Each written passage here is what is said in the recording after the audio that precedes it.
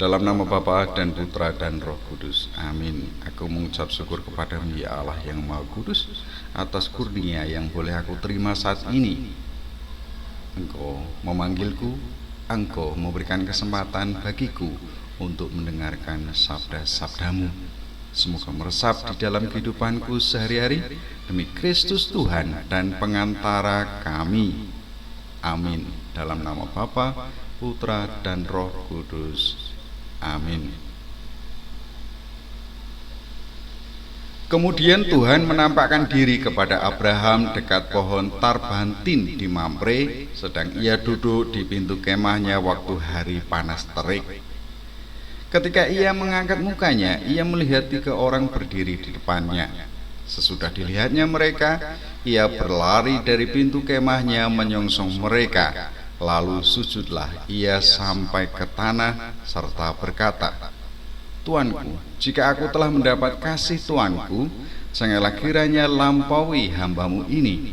Biarlah diambil air sedikit, basuhlah kakimu dan duduklah beristirahat di bawah pohon ini. Biarlah ku ambil sepotong roti supaya tuan-tuan segar kembali. Kemudian bolehlah tuan-tuan meneruskan perjalanannya, sebab tuan-tuan telah datang ke tempat hambamu ini. Jawab mereka, perbuatlah seperti yang kau katakan itu. Lalu Abraham segera pergi ke kemah mendapatkan Sarah serta berkata, segeralah ambil 3 sukat tepung yang terbaik, remaslah itu dan buatlah roti bundar. Lalu berlarilah Abraham kepada lembu sapinya. Ia mengambil seekor anak lembu yang empuk dan baik dagingnya dan memberikannya kepada seorang bujangnya. Lalu orang ini segera mengolahnya. Kemudian diambilnya dadih dan susu serta anak lembu yang telah diolah itu, lalu dihidangkannya di depan orang-orang itu. Dan ia berdiri di dekat mereka di bawah pohon itu sedang mereka makan. Lalu kata mereka kepadanya, di manakah Sarah istrimu? Jawabnya, di sana, di dalam kemah. Dan firman-Nya, sesungguhnya aku akan kembali tahun depan mendapatkan engkau. Pada waktu itulah Sarah istrimu akan mempunyai seorang anak laki-laki. Dan Sarah mendengarkan pada pintu kemah yang di belakangnya. Adapun Abraham dan Sarah telah tua dan lanjut umurnya, dan Sarah telah mati haid. Jadi tertawalah Sarah dalam hatinya, katanya, akan birahikah aku setelah aku sudah layu, sedangkan tuanku sudah tua?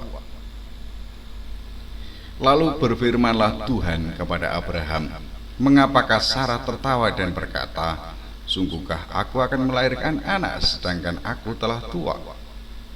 Adakah sesuatu apapun yang mustahil untuk Tuhan? Pada waktu yang telah ditetapkan itu tahun depan, aku akan kembali mendapatkan engkau.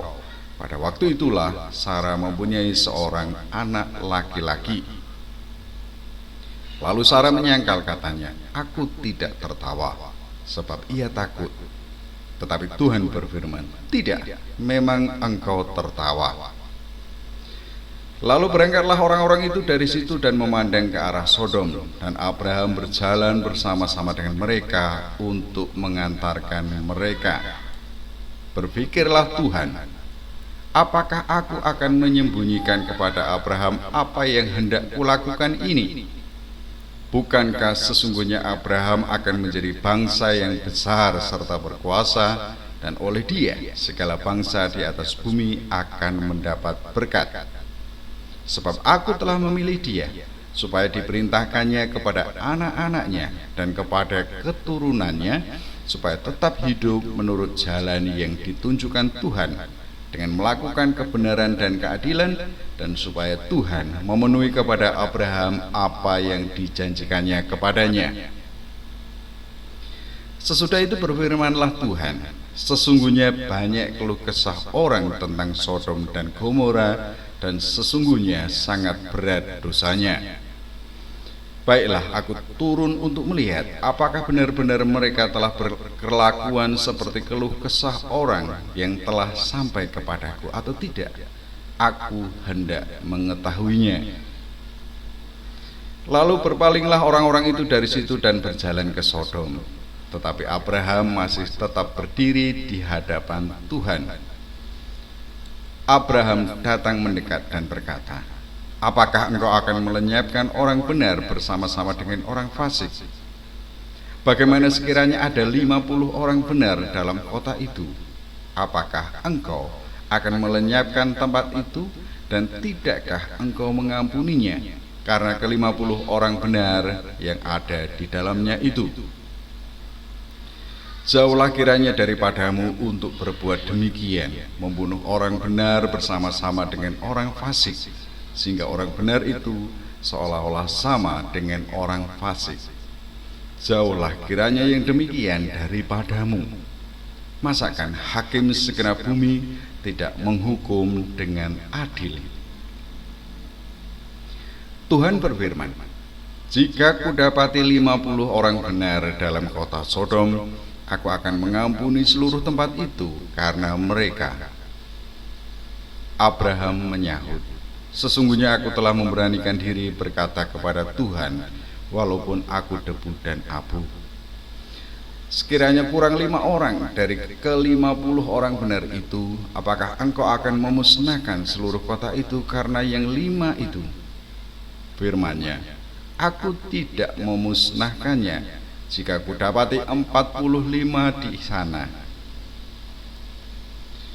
Lagi Abraham melanjutkan perkataannya kepadanya, sekiranya 40 didapati di sana.